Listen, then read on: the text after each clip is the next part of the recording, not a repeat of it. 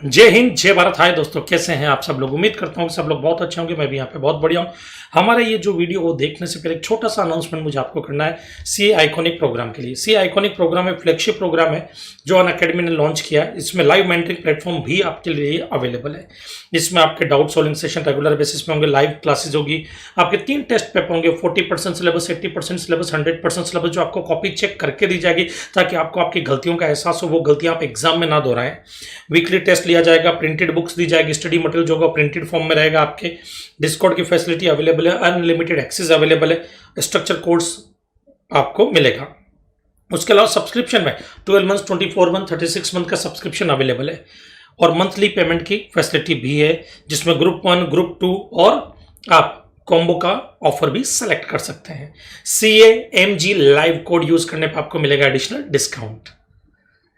तो अब आप एंजॉय कीजिए इस वीडियो को। हम मिलते हैं हमारे नेक्स्ट सेशन में, तब तक के लिए जय हिंद जय भारत।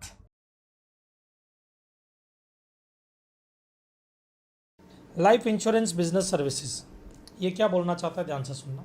अब जो हम पढ़ने वाले लाइफ इंश्योरेंस सर्विसेज के बारे में पढ़ेंगे। एंट्री नंबर 28 क्या बोलता है कि भाई अब देखो, पहले क्या होता था, आपने देखा होगा गांव साइड में अपने जितने भी लोग रहते हैं वहाँ पे देखते थे भाई किसी लड़की की शादी करनी है तो भाई दामाद ढूंढना है, कोई अच्छा दूल्हा ढूंढना है तो वो देखो जो गवर्नमेंट जॉब में है। क्यों? क्योंकि उनको पेंशन मिलती है। तो बेटी जब तक दामाद जी कमा रहे हैं तब तक तो राज करेगी करेगी। दामाद जी अगर वक्त से पहले निकल गए तब बेटी को पेंशन मिलेगी, और बेटी पहले निकल गई तब तो कोई टेंशन ही नहीं है। मतलब बेटी का लाइफ और फ्यूचर सिक्योर है फाइनेंशियल तरीके से, अगर देखा जाए फाइनेंशियल फॉर्म में। तब गवर्नमेंट क्या करते थे कि नहीं, तब लोग क्या करते थे, परिवार वाले कि गवर्नमेंट जॉब वाले को ढूंढते थे। अब प्राइवेट वाले कहाँ जाएंगे बेचारे, क्या शादी नहीं करेंगे क्या वो?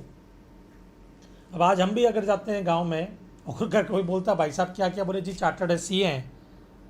कौन सी कॉलेज से किया? मतलब ये इरिटेटिंग क्वेश्चन होते हैं।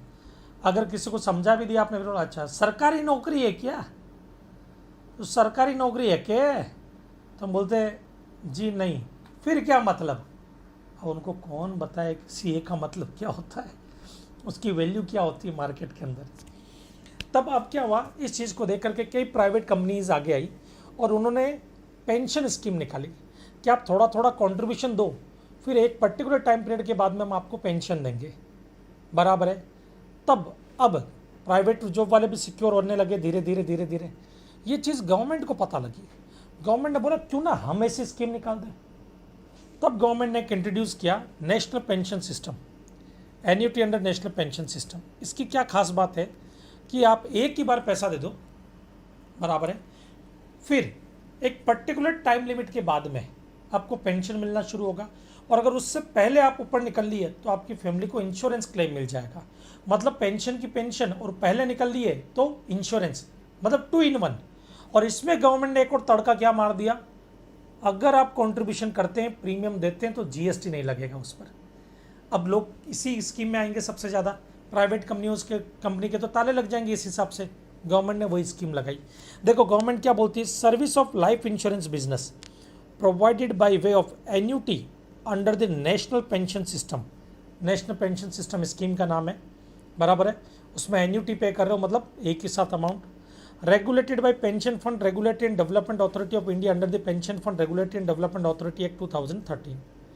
तो आपको सिर्फ इतना याद रखना है, इसके अंदर annuity under national pension system लिखा हुआ है, उसमें जो प्रीमियम दिया वो एग्जम्प्ट है, एग्जम्प्ट है बेटा। ओके ना, अब इधर आ जाओ। ये जो entry number 29, 29A, 9A, 29B, ये अलग अलग टाइम पे आई थी बेटा, इसके लिए ये ऐसे लिखा हुआ है। 29 जो है ना बेटा, वो सबसे पहले आई थी, बराबर है। वो आई थी आपके किसके लिए, एयरफोर्स, नेवी, बराबर, और डिफेंस वालों के लिए, उनके लिए आई थी। फिर 29A आई कोस्ट गार्ड के लिए, उन लोगों के लिए आई। और फिर सेंट्रल आर्म्ड पुलिस फोर्स के लिए 29B आई, 29B। ये क्या है मैं बताता हूँ। देखो आप एयरफोर्स में हो, नेवी में हो, नेवल एयरफोर्स में हो, या डिफेंस में हो, बराबर है, मिलिट्री वगैरह में, मतलब मिलिट्री में। अब यहाँ पर आपने एक चीज़ नोटिस की, आपकी जान को हमेशा खतरा रहता है। तो गवर्नमेंट ने ग्रुप इंश्योरेंस स्कीम निकाली। क्या निकाली? Group insurance scheme. उसमें अगर इंश्योरेंस होता है इन लोगों का, और जो प्रीमियम दिया जाएगा वो एग्जम्प्ट होगा, वो एग्जम्प्ट होगा बेटा। तो कोस्ट गार्ड नाराज हो गए, भाई हमने कौन से पाप कर दिए, हम भी तो जान पे खेलते जैसे नेवी वाले खेलते हैं। तब कोस्ट गार्ड के लिए सेम स्कीम निकाली, 29A नाम दिया उस एंट्री का। फिर सेंट्रल आर्म्ड पुलिस फोर्स बोली कि भाई जब देश के अंदर दंगे फसाद होते हैं, मारा मारी होती है, तब तो हमारी जान को खतरा रहता है, तब उनके लिए भी स्कीम निकाली गई और उसको एंट्री नंबर 29B दे दिया। बट स्कीम सेम ही है, इसके लिए मैं एक ही साथ ले रहा हूँ। इधर देखो, आर्मी या नेवल या air force central armed police force group insurance fund, ये ग्रुप इंश्योरेंस फंड होता है जो सर्विस देगा। ग्रुप इंश्योरेंस फंड जो किस स्कीम के अंदर आती है, group insurance scheme of central government. ये किसको सर्विस देगी, member of army, navy, air force, coast guard and central armed police force को। वो पूरा का पूरा एग्जम्प्ट होगा। क्या होगा, एग्जम्प्ट होगा। ये सप्लायर, ये रिसिपिएंट। तो देखो, service of life insurance business provided और agreed to be provided by the army, naval, air force, central armed police force group insurance fund to members. कौन से member, army, navy and air force, coast guard and central armed police force respectively under the group insurance scheme of the central government, वो पूरी की पूरी exempt हो जाएगी। Next आते हैं life insurance service under schemes launched by the government. Entry number 36, क्या time time पे गवर्नमेंट ने कुछ लाइफ इंश्योरेंस स्कीम निकाली, तो इसको ज़्यादा याद रखने की जरूरत नहीं, ये एक इंपॉर्टेंट है, ये देख लेना। बाकी सब नाम एक बार रीड कर लो बेटा, इतने बार बार स्कीम आती है, इतना कोई पूछते भी नहीं है इसमें से, ना कुछ आने के चांस है। जनश्री बीमा योजना, आम आदमी बीमा योजना, life micro insurance product as approved by the insurance regulatory and development authority having maximum amount of cover 2 lakhs। ये क्या कहना चाहता है, एक लाइफ माइक्रो इंश्योरेंस स्कीम निकाली गई थी जो छोटे मोटे जो गरीब लोग होते हैं उन लोगों के लिए निकाली गई थी। उसमें उन्होंने क्या बोला कि भाई आप थोड़ा थोड़ा कंट्रीब्यूशन दो प्रीमियम का, और अगर आपको कुछ हो गया तो एक अश्योर्ड अमाउंट है जो 2 लाख रुपए तक का है, वो हम आपको देंगे, आपकी फैमिली को देंगे। अब ये अश्योर्ड अमाउंट 2 लाख रुपए तक का, 2 lakhs का, उससे ज़्यादा का नहीं होना चाहिए, not more than 2 lakhs, not more than 2 lakhs। कितना होना चाहिए, up to 2 lakhs, not more than 2 lakhs। 2 lakh से ज़्यादा का नहीं होना चाहिए, 2 लाख रुपए तक का होना चाहिए। 2 lakhs रुपीज़ तक का अगर हुआ तो फिर यहाँ पे एग्जम्प्ट होगा। 2 lakhs रुपये से ज़्यादा हुआ तो टैक्सेबल हो जाएगा। और स्कीम क्या, लाइफ माइक्रो इंश्योरेंस। ओके, वरिष्ठ पेंशन बीमा योजना, प्रधानमंत्री जीवन ज्योति बीमा योजना, प्रधानमंत्री जनधन योजना, प्रधानमंत्री वय वंदन योजना, ये अलग अलग टाइम पे स्कीम निकली थी। इसमें अगर आप इंश्योरेंस लेते हैं और प्रीमियम देते हैं, उस प्रीमियम पे जीएसटी नहीं लगेगा। ये सिर्फ रीड कर लेना एक बार। उसके अलावा service provided bye specified bodies, कुछ स्पेसिफाइड बॉडीज़ है जिन्होंने सर्विस दी है, बराबर, उनकी सर्विस, ये भी नाम याद रखने आपको खाली। एम्प्लॉय स्टेट इंश्योरेंस कॉर्पोरेशन, ये जो सर्विस देती है वो एग्जम्प्ट होता है। अब ये नाम ही याद रखने बेटा आपको, एम्प्लॉय स्टेट इंश्योरेंस कॉर्पोरेशन या एम्प्लॉय प्रोविडेंट फंड ऑर्गेनाइजेशन। अब आपने डीटी वगैरह पढ़ा होगा, मैं एम्प्लॉयर हूँ, आप मेरे एम्प्लॉय है, मैं आपको सैलरी पे करता हूँ तो उसका एक पार्ट मैं डिडक्ट कर लेता हूँ, उसका एक पार्ट मैं क्या करता हूँ, डिडक्ट कर लेता हूँ, काट लेता हूँ आपका प्रोविडेंट फंड के रूप में, और उतना ही कॉन्ट्रीब्यूशन मैं अपनी पॉकेट से मिलाता हूँ। फिर एम्प्लॉय प्रोविडेंट फंड ऑर्गेनाइजेशन में देता हूँ, एम्प्लॉय प्रोविडेंट फंड ऑर्गेनाइजेशन में जमा कराता हूँ। वो जो मैं जमा करा रहा हूँ, वो जो मैं प्रीमियम दे रहा हूँ, उस पर जीएसटी नहीं लगेगा। तो employ provident fund organisation to a person govern under the employ provident fund and the miscellaneous provision act 1952।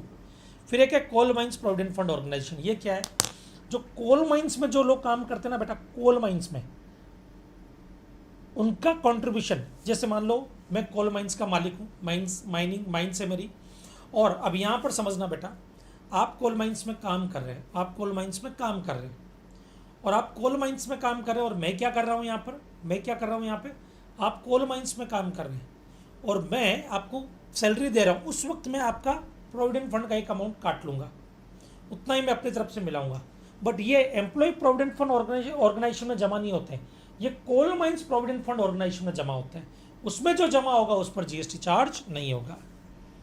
Coal mines provident fund organisation to person governed by the coal mines provident fund and miscellaneous provision exempt होता है।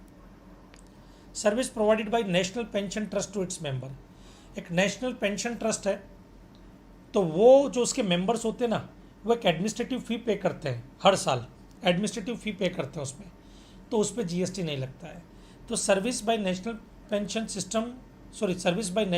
System trust to its member against consideration in form of administrative fee, तो GST नहीं लगेगा। तो बेटा ये नाम याद रखने आपको, कौन कौन से नाम, ये वाला coal mines provident fund, employ provident fund, ESIC, IRDA insurance regulatory development authority जो सर्विस देती है वो भी एग्जम्प्ट होता है।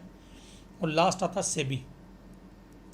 सेबी की सर्विस भी एग्जम्प्ट होती है। अब ये क्या होती है, सेबी क्या सर्विस देती है बेटा, बड़ी बड़ी कंपनियां जो है शेयर इशू करती है, पब्लिक लिमिटेड कंपनीज होती है, उनके शेयर आते हैं मार्केट में। अब वहाँ पे इनसाइडर ट्रेडिंग भी हो सकती है, जिससे इन्वेस्टर का पैसा ब्लॉक हो सकता है, फंस सकता है, इन्वेस्टर बर्बाद हो सकते हैं, लोगों के साथ गलत हो सकता है, मैनिपुलेशन हो सकता है। तो सेबी क्या करती है, कुछ ऐसे रूल्स रेगुलेशन बनाती है और उनका ध्यान रखती है और इन्वेस्टर के इंटरेस्ट को प्रोटेक्ट करती है। ये जो सर्विसेज सेबी देती है उस पर जीएसटी नहीं लगता है। Service provided by security exchange board of India, SEBI क्या देती है, by way of protecting the interest of investor या promote the development of and regulate the security market, उसको रेगुलेट करना, डेवलप करना, वो सब।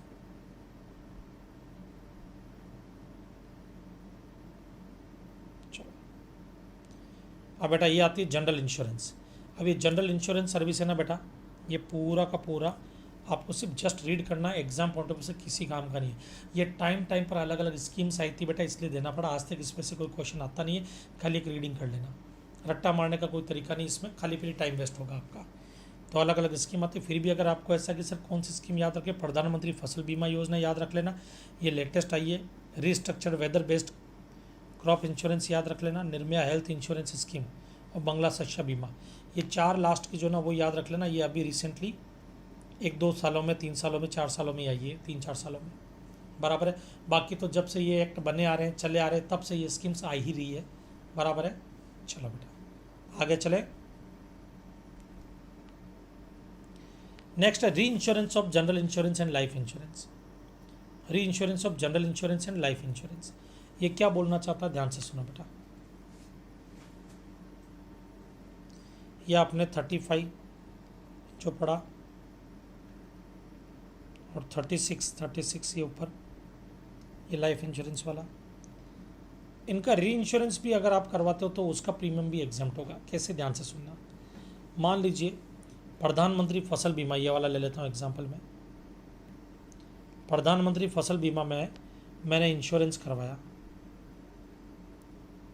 10 करोड़ रुपए का, बराबर है। अब प्रधानमंत्री फसल बीमा योजना वालों को टेंशन हो गई, महेश गौड़ की फसल को कुछ हो गया तो 10 करोड़ देना पड़ेगा। अब मैंने इनको क्या प्रीमियम दिया, मैंने इनको क्या दिया, प्रीमियम। मान लो 10 लाख का प्रीमियम पे किया, वो एग्जम्प्ट है एंट्री नंबर 35 में, ये इसमें एग्जम्प्ट है। अब प्रधानमंत्री फसल बीमा योजना वालों को टेंशन हो गई कि महेश गौड़ की फसल अगर चली गई तो हमको 10 करोड़ देना पड़ेगा। इनको रिस्क लगी थोड़ी सी, इन्होंने री इंश्योरेंस करवा लिया। एक और इंश्योरेंस कंपनी है बी इंश्योरेंस कंपनी, इससे री इंश्योरेंस करवा लिया। क्या करवा लिया बेटा, री इंश्योरेंस करवा लिया। ये जो री इंश्योरेंस करवाया इन्होंने, इसके लिए इन्होंने प्रीमियम दिया, मान लो 6 लाख रुपीज प्रीमियम। ये प्रीमियम एग्जम्प्ट है 36A में यहाँ पे। तो सर्विस बाय वे ऑफ री insurance of insurance scheme specified under entry 35-36। 35-36 में जो स्कीम्स बताई गई है उनका री इंश्योरेंस अगर करवाते तो उसका प्रीमियम भी एग्जम्प्ट होगा। अब बारी आती है बेटा पेंशन स्कीम। पेंशन स्कीम में भी नाम याद रखने पड़ेंगे बेटा। एक अटल पेंशन योजना निकाली थी गवर्नमेंट ने, वो पेंशन स्कीम में आप कंट्रीब्यूशन देंगे, जो भी पैसा देंगे, ताकि फ्यूचर में आपको फिर पेंशन मिले, तो जो कंट्रीब्यूशन आज आप देंगे उस पर जीएसटी नहीं लगेगा, वो एग्जम्प्ट होगा। ये अटल बिहारी वाजपेयी की याद में बनाई गई थी scheme. Collection and contribution under scheme of state government. अब इधर देखना बेटा, ऊपर हमने पढ़ा था नेशनल पेंशन स्कीम। अब नेशनल पेंशन स्कीम मतलब वो नेशनल लेवल पे थी, वैसे ही हर स्टेट गवर्नमेंट को भी राइट है कि वो स्टेट पेंशन स्कीम निकाल सकती है। तो किसी भी गवर्नमेंट के, जैसे महाराष्ट्र स्टेट पेंशन स्कीम है, महाराष्ट्र गवर्नमेंट की स्टेट पेंशन स्कीम है, तो महाराष्ट्र गवर्नमेंट की जो स्टेट पेंशन स्कीम है उसमें अगर आप कोई कंट्रीब्यूशन देंगे तो जीएसटी नहीं लगेगा। तो हर स्टेट को राइट है। तो इधर देखो, services by way of collection and contribution under any pension scheme of the state government. किसी भी स्टेट गवर्नमेंट की पेंशन स्कीम है, उसमें जो कंट्रीब्यूशन दिया जा रहा है, क्या उसमें जो कंट्रीब्यूशन दिया जा रहा है वो क्या हो जाएगा, आपके एग्जम्प्ट हो जाएगा।